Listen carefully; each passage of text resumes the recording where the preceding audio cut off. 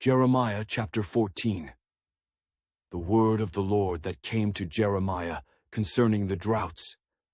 Judah mourns, and her gates languish. They mourn for the land, and the cry of Jerusalem has gone up. Their nobles have sent their lads for water. They went to the cisterns and found no water. They returned with their vessels empty. They were ashamed and confounded, and covered their heads. Because the ground is parched, for there was no rain in the land, the plowmen were ashamed. They covered their heads. Yes, the deer also gave birth in the field, but left because there was no grass. And the wild donkeys stood in the desolate heights. They sniffed at the wind like jackals. Their eyes failed because there was no grass. O Lord, though our iniquities testify against us, do it for your name's sake. For our backslidings are many. We have sinned against you. O the hope of Israel, his Savior in time of trouble.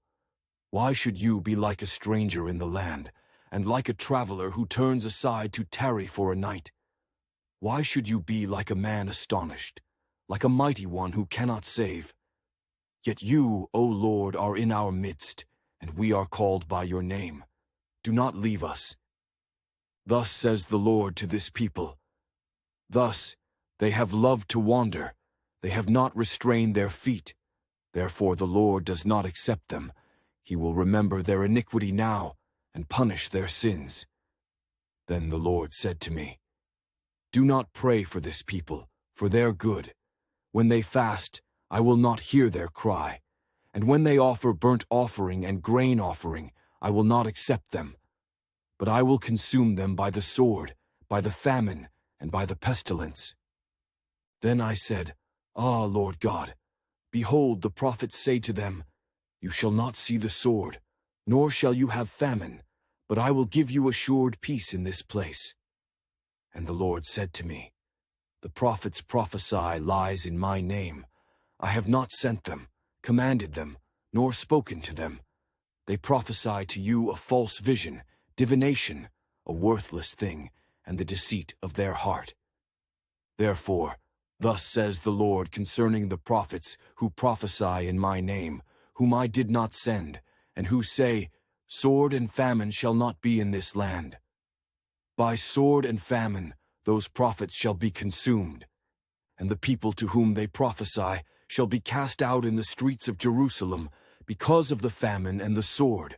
They will have no one to bury them nor their wives, their sons nor their daughters, for I will pour their wickedness on them. Therefore you shall say this word to them, Let my eyes flow with tears night and day, and let them not cease. For the virgin daughter of my people has been broken with a mighty stroke, with a very severe blow. If I go out to the field, then behold, those slain with the sword, and if I enter the city, then behold, those sick from famine. Yes, both prophet and priest go about in a land they do not know. Have you utterly rejected Judah?